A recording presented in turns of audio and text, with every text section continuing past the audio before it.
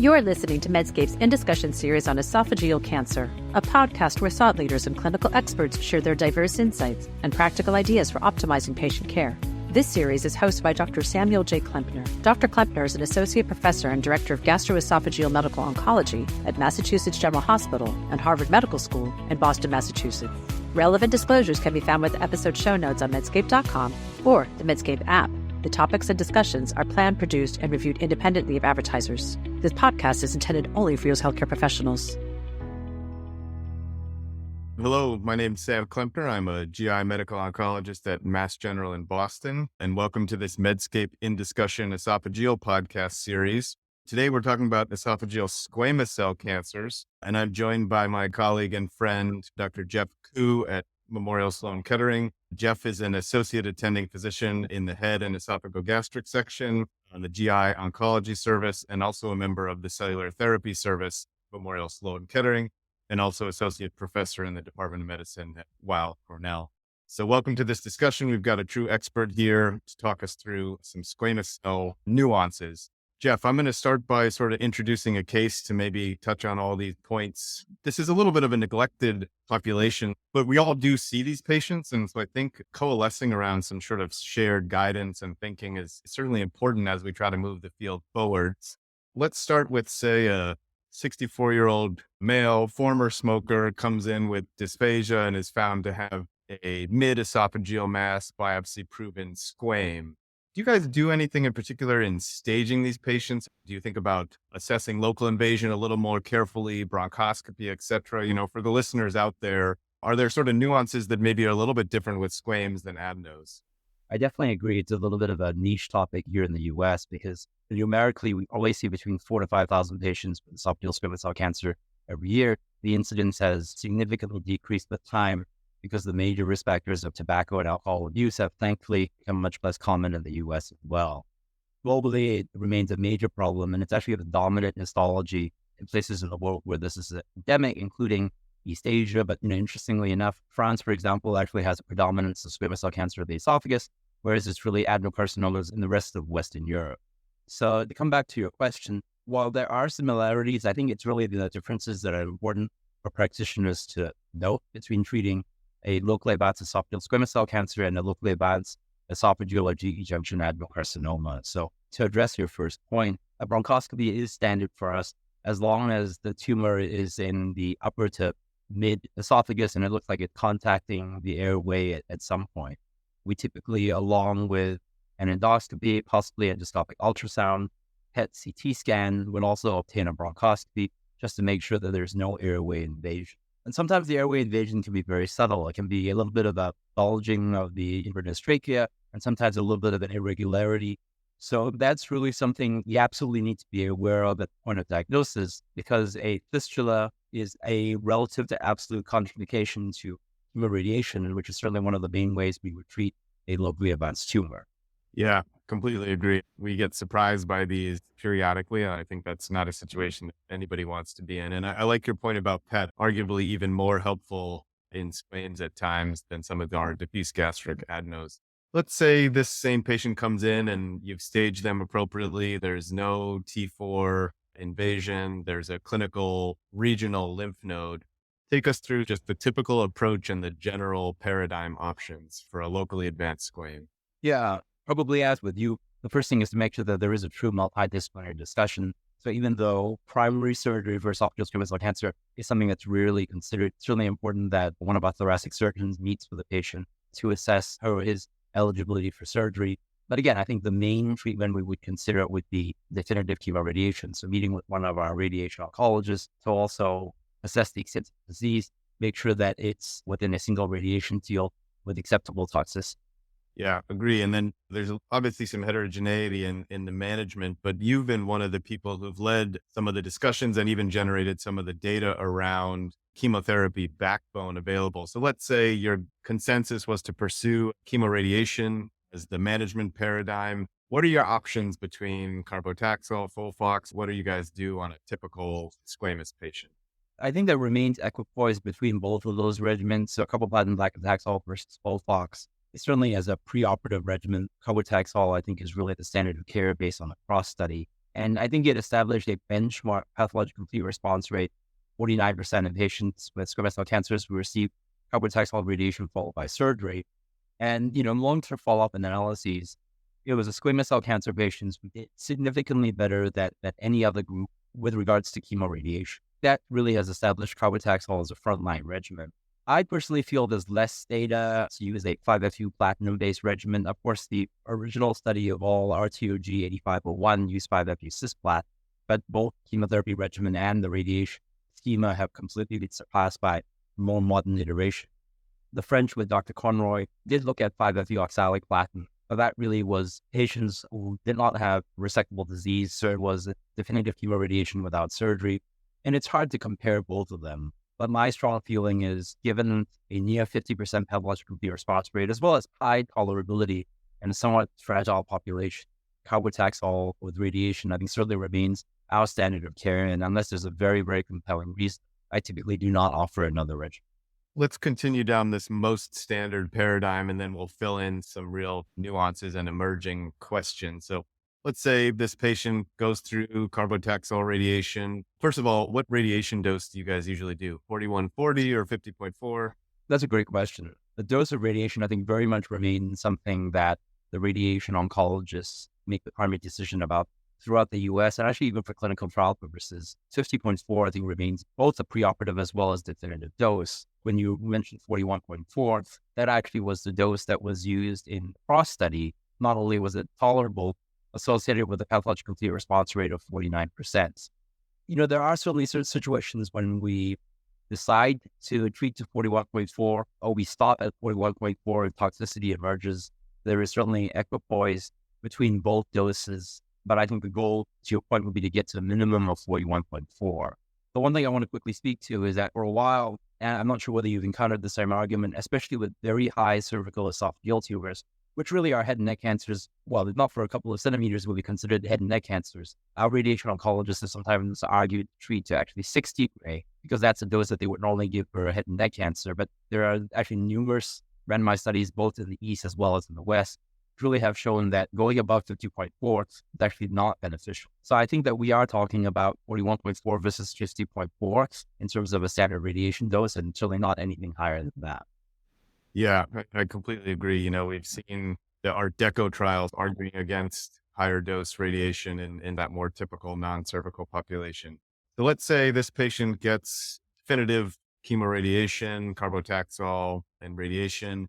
How do you assess response for the people who don't see as much of this? Are you like doing a PET CT 4 weeks after the end of radiation, 8 weeks after the end of radiation? How do you sort of assess response before you bring back to the surgical discussions? Yeah, well, I think the assessment of response is really dependent on whether ultimately we think that there was a role for surgery or not. So what I mean by that is that if the goal is for the patient to have surgery, irrespective of the reassessment, and normally we obtain just a PET CT alone about 4 to 6 weeks after the end of radiation, with the idea that we really wanted to get patients to a subjectomy in that golden time frame of about 6 to 8 weeks. That's really the time when inflammation from the radiation subsided, but before a significant fibrosis begins to develop and increases the surgical morbidity. If surgery is planned, we don't even repeat an endoscopy because, again, I think one of the major challenges in the field, both squamous cell cancers as well as adenocarcinomas, is that we are not able to accurately predict a pathologic complete response, even in patients who have a clinical complete response. So the MD Anderson group has published this over the last 10, 15 years, that a post-chemoradiation PET scan is neither sensitive nor specific for residual disease. And even a negative endoscopy, it does not include residual disease because you can have submucosal disease that can be easily missed. So in someone who's planned for surgery, the results of the endoscopy are not going to change management one way or the other. And we really get the PET more to make sure that the patient doesn't develop metastatic disease in the meantime prior to esophagectomy. Yeah, so continuing down this paradigm, I agree with you. If the surgery is planned, then benefit of endoscopy is unclear. Let's say this patient has an R0 resection and has a T1N0 residual disease. Briefly remind us of 577, and then quickly, are you retesting the surgical sample for PD-L1? Are you using PD-L1 to inform adjuvant PD-1 consideration, or do you just follow the standard 577?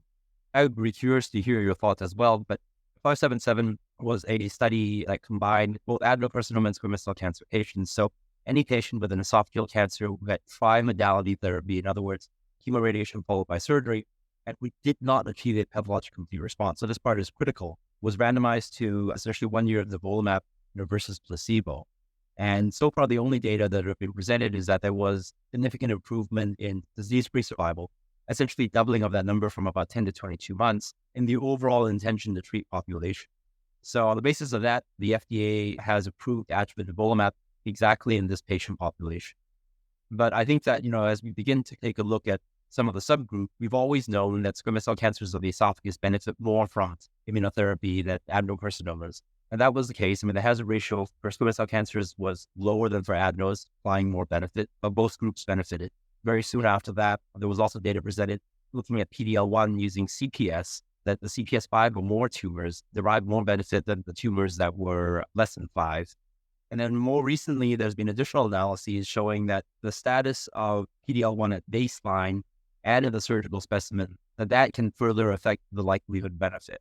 There certainly is a risk of overparsing and overanalyzing subgroup analysis and taking what should be a hypothesis-generating observation and taking it for gospel truth. By that, what I mean is for most patients with squamous cell cancers, because they're more likely to derive benefit from immunotherapy than adenos, I typically am inclined to offer it to any patient, irrespective of PD-L1 positivity or negativity, either in the baseline specimen or in the surgical specimen. Where the PD-L1 information is helpful is that if it does suggest that one group is more likely to benefit or one group is less likely to benefit, in the context of any toxicity, I'm much more ready to stop immunotherapy if I think that from an a priori perspective, that patient is less likely to derive benefit from the nivolumab anyway. Yeah. At this point in time, with the data we have, our practice is pretty similar. I think in a squamous patient who has surgery and has short of a path CR, essentially giving adjuvant nivolumab to all of this population is what we do in clinical practice. Academically, I think we talked through everything you just said. Clearly, there are subgroups that are deriving the greatest magnitude of benefit, and we're all still curious to see the actual OS data for 577. So now that we've sort of set the stage with the very standard of care, evidence-based case that you walked us through, let's look a little bit into the future. We're seeing decreasing use of radiation in GE junction and gastric cancers for sure, and maybe even extending to true esophageal adenos, where we just keep seeing more data with FLOT and other triplet chemotherapies. And then even more recently, we saw some neoadjuvant chemotherapy alone for squamous cells. So maybe high level, what do you think about moving towards less radiation in squames? And do you think that's going to be something we're going to get to? That's a really interesting question. And I think the study we both have in mind was a Japanese study done by a Japanese group presented by Dr. Kato. And this was back, I believe, in GI ASCO in 2023. So data about a year and a half old now. But this was a randomized study in which patients either received standard chemoradiation with 5-FU cisplatin, or there were 2 systemic chemotherapy regimens alone without radiation. One was 5-FU cisplatin, and the other was the DCF regimen. And actually, the patients who received DCF chemotherapy without radiation, those patients actually did best in terms of survival. So I think at least in the Japanese experience and in Japanese patients, DCF, or by extension, FLOT, is something that can be considered for patients with a localized esophageal squamous cell cancer.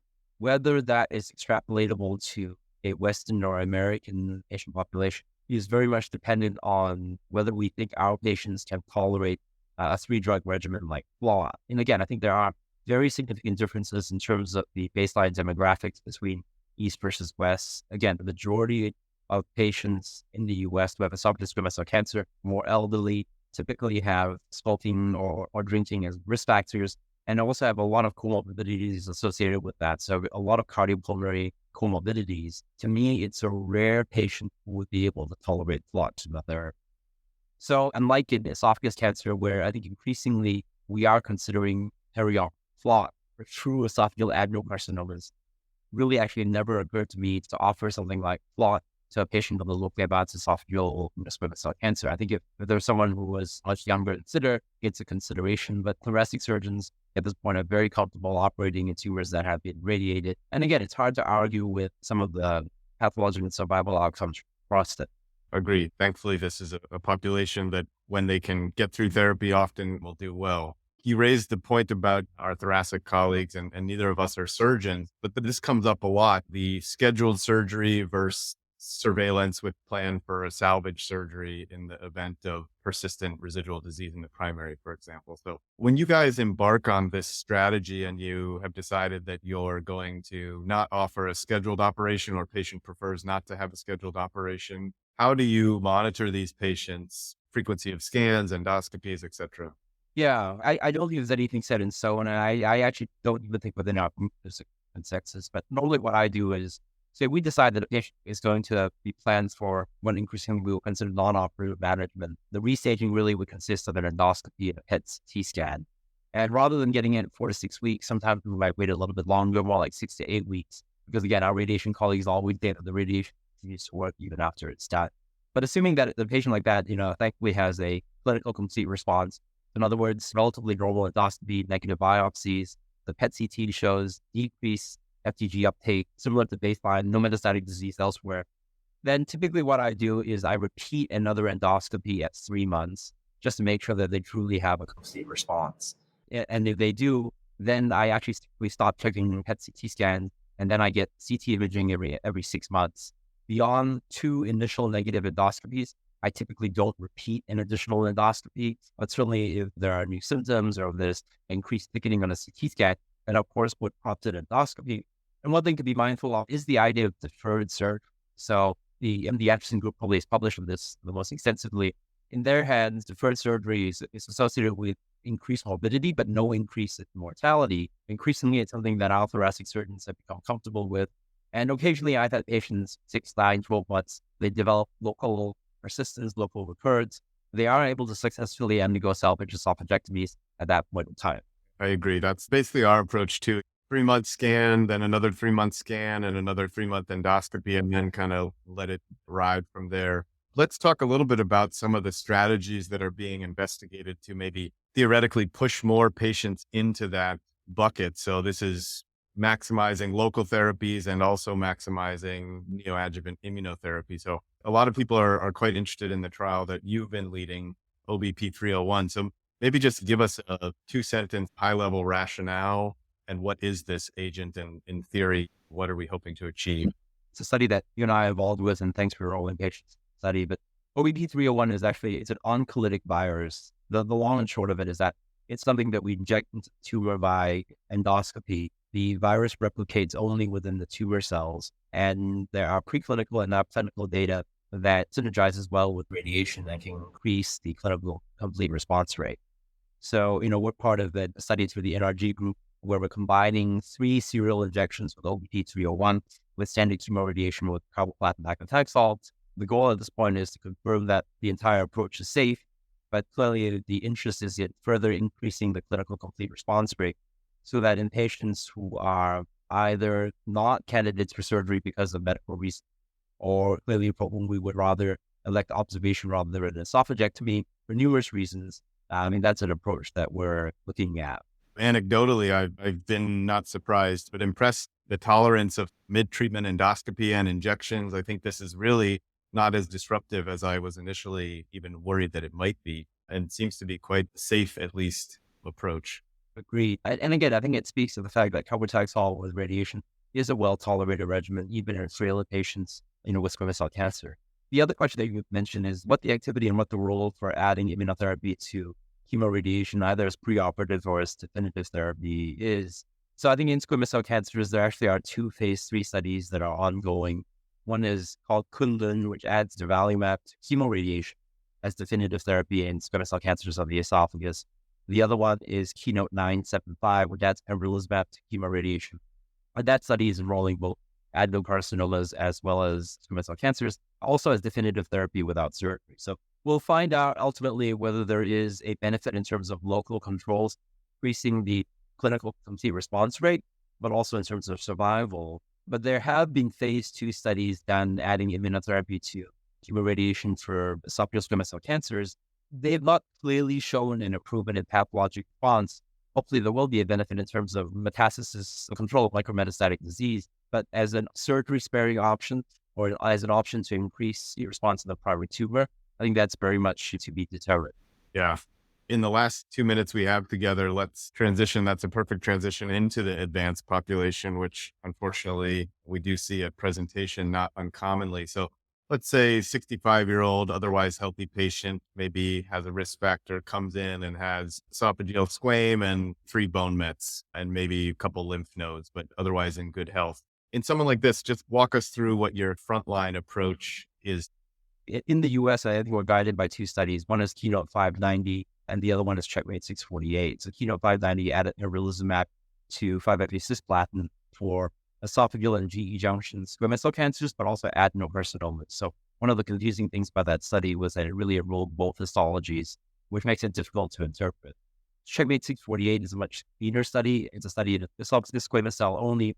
Patients were randomized to a control arm of chemotherapy versus 2 experimental arms. So one was nivolumab with chemo, and then there actually was a chemotherapy-free arm of ipilimumab with nivolumab. So essentially, I think both studies show that there is a role for immunotherapy plus chemo in patients, and I think that role and the benefit is highly dependent on the PD-L1 status. But Checkmate 648 actually was also positive in the ipi-nivo arm. One question also arises is, are there patients who we would select for a chemotherapy-free option with doublet immunotherapy, which certainly has its pros and cons.